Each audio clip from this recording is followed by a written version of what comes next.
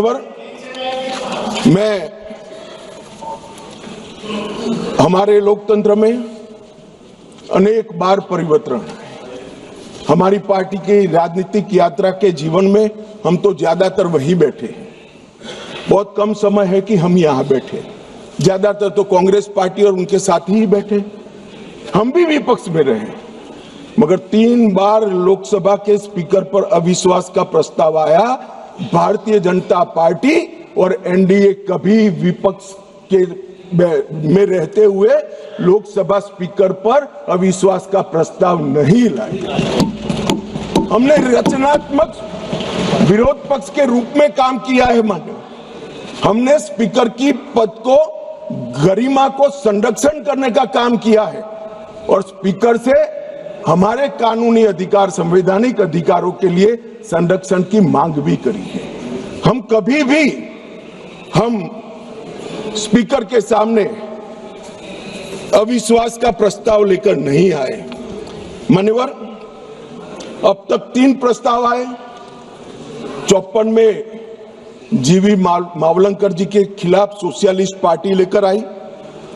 66 में सरदार हुकम सिंह जी, जो तत्कालीन लोकसभा के अध्यक्ष है, उसके सामने समाजवादी पार्टी लेकर आई और 87 में श्री बलराम जाखड़ के खिलाफ कम्युनिस्ट पार्टी ऑफ इंडिया लेकर आई। और ये सारे कमोबेश आज किसके साथ बैठे हैं?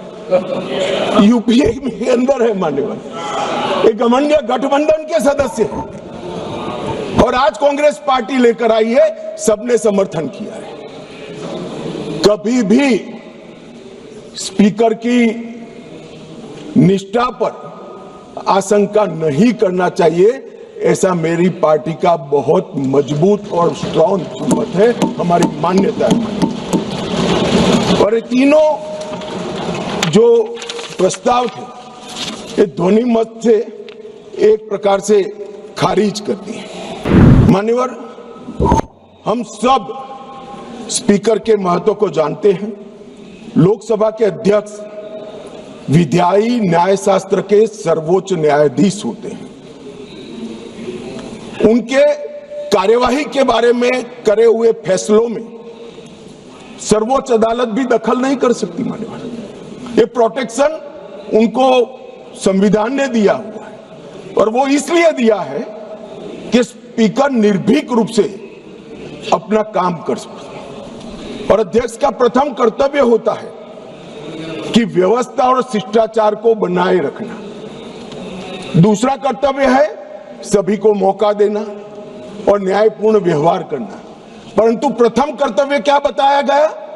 प्रथम कर्तव्य बताया गया कि यहां पर व्यवस्था और शिष्टाचार बता देना, बनाए रखना। अब शिष्टाचार क्या होता है? शिष्टाचार ये है मान्यवर कि ये लोकसभा, ये सदन चलाने के नियमों के अनुसार चले। अब कोई भी व्यक्ति खड़ा हो जाता है और अपनी मुंसफी से कुछ भी बोलेगा, स्पीकर को बिठा देना पड़ेगा। यहां विषय तय होते हैं। मान्यवर, आज मैं यहां पर स्पीकर साहब के खिलाफ अविश्वास के प्रस्ताव पर बोल रहा हूं, तो मैं माओवाद इस देश में समाप्त हो रहा है, इस पर लेक्चर नहीं दे सकता। मैं दूंगा तो आपको बिठा देना पड़ेगा। फिर आप कहोगे देखो आप मुझे बोलने नहीं देते हो। अरे भाई, यहां नियमों से बोलना पड़ता है। और कितने वरिष्ठ सदस्य, मुझे तो अभी भी नहीं मालूम पड़ता।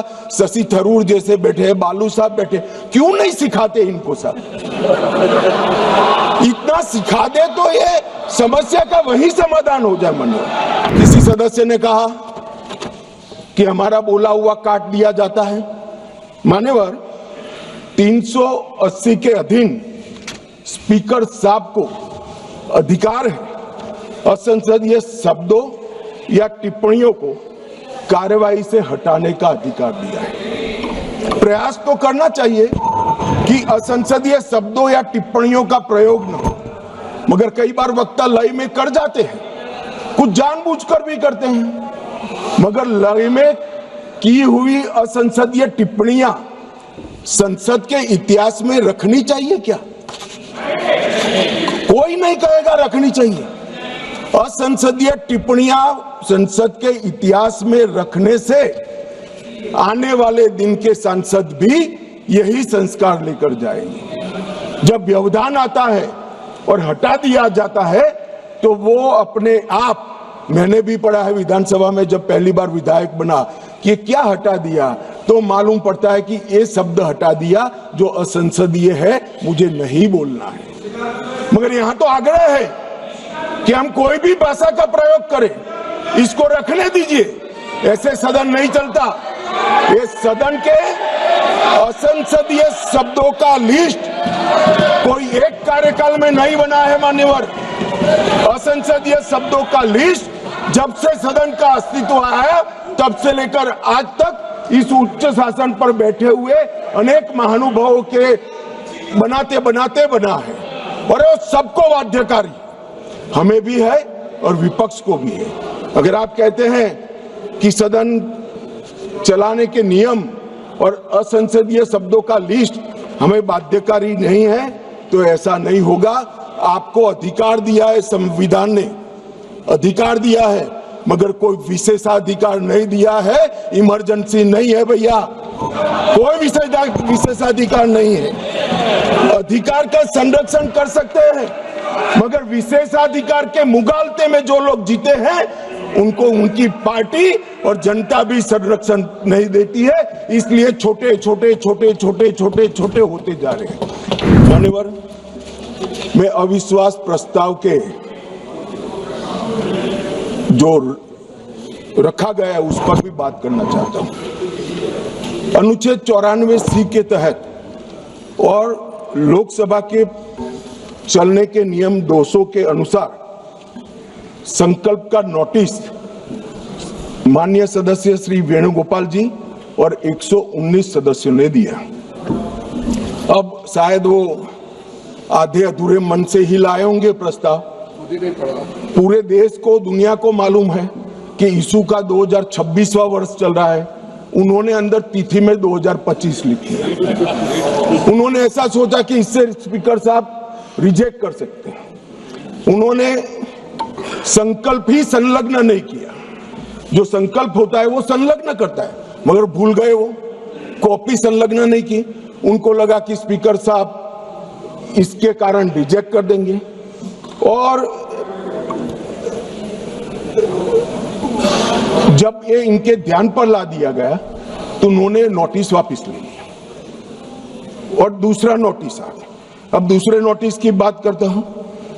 दूसरे नोटिस में एकमात्र सी गौरव गोगोई के एक्चुअल हस्ताक्षर से बाकी सारे जेरोक्स थे। ये नियमों अनुसार रिजेक्ट होने का मामला है और फोटोकॉपी नहीं चलती। सदन के सदस्य ने एक्चुअल हस्ताक्षर वाला नोटिस देना होता है। साहब चलो मान लो एक्स्ट्राऑर्डिनरी सर्कमस्टेंसेस है, वो विपक्ष के सदस्य स्पीकर साहब के सामने अविश्वास की प्रस्ताव लाना चाहते हैं, मगर इतनी गंभीरता नहीं है कि नियमों के अनुसार लाए, नियमों के अनुसार लाए। मान्यवर, ये नियम पढ़ते ही नहीं है। कोई पार्टी के नियम से सदन नहीं चलेगा, इस लोकसभा के नियमों से ही ये सदन चलेगा। मान्यवर, फिर भी स्पीकर साहब की ऑफिस ने उनको मौका दिया कि भाई इतने इतने गलतियां हैं, आप सुधार लो। फिर अब उनको शर्म आई कि अब तो सुधारना ही पड़ेगा, तो रिजेक्ट करेंगे ही नहीं, तो फिर सुधार कर उसको दायर कर दिया। और मान्यवर, हाई मॉरल ग्राउंड की बात करते हैं और सदन में गंभीरता की बात करते हैं, ये दोनों चीजें इससे ही प्रकाशित होती है।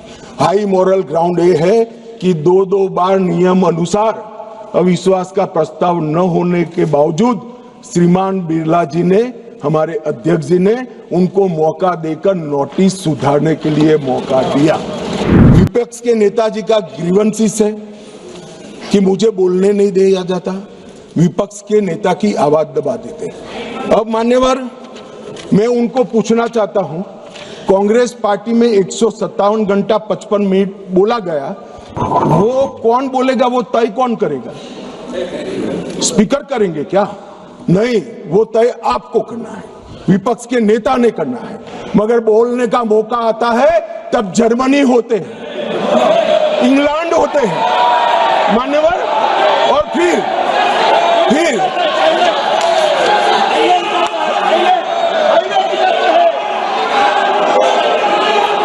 मान्यवर फिर कंप्लेन करते हैं।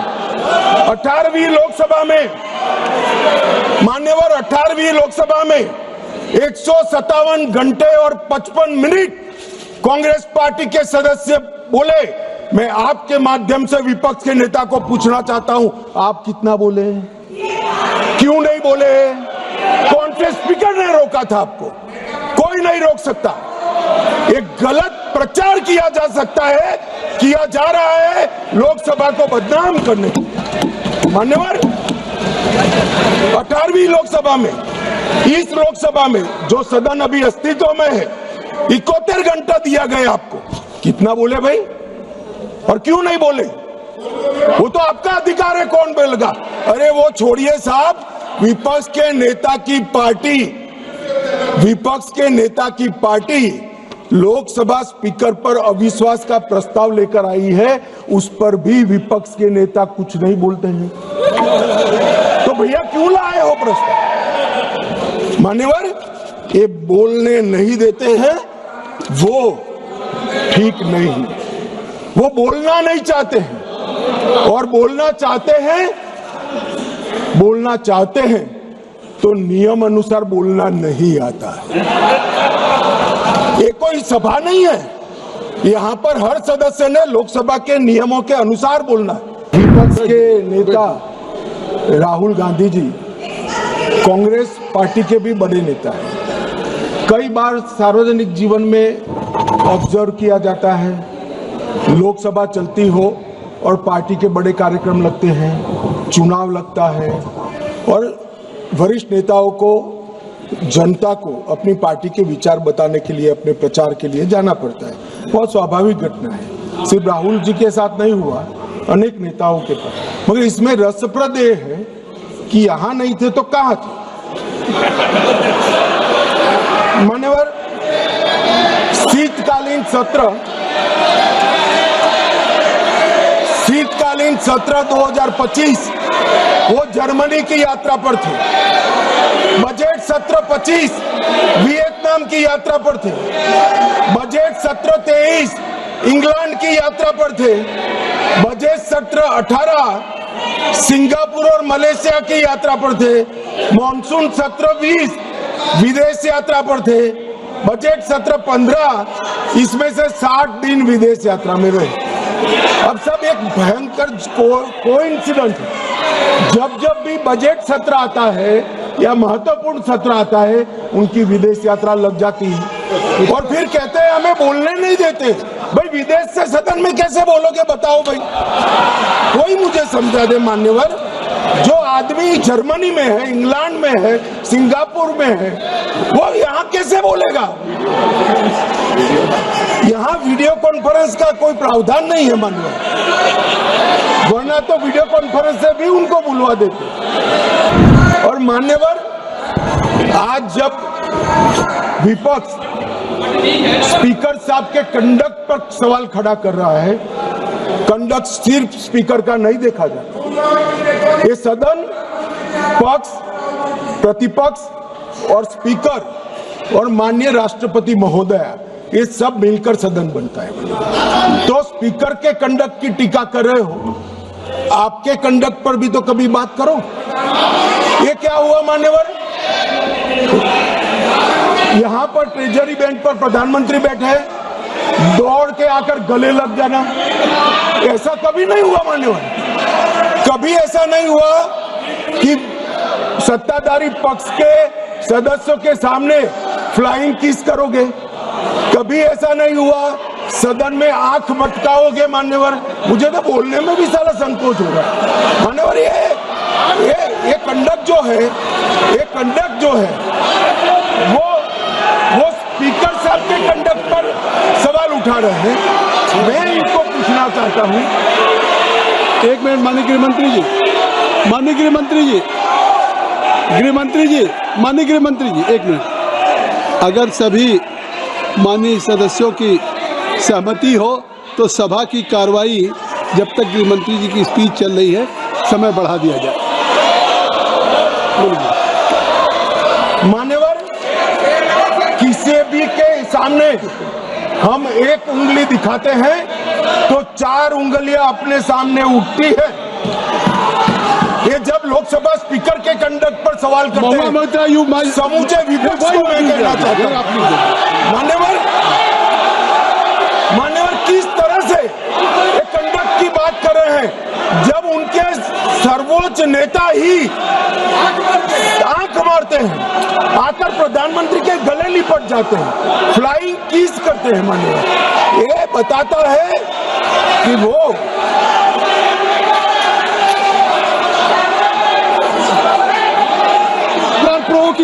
No, you are provoking. No, please. No. Nothing will go on the card. I will request. You are provoking. Bhagwan Moitra is provoking. Kindly, please.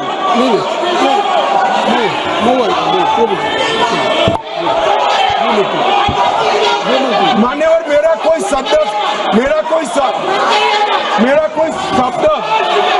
संसद प्रणालिका के अनुकूल नहीं है, तो इसको आप हटा सकते हैं।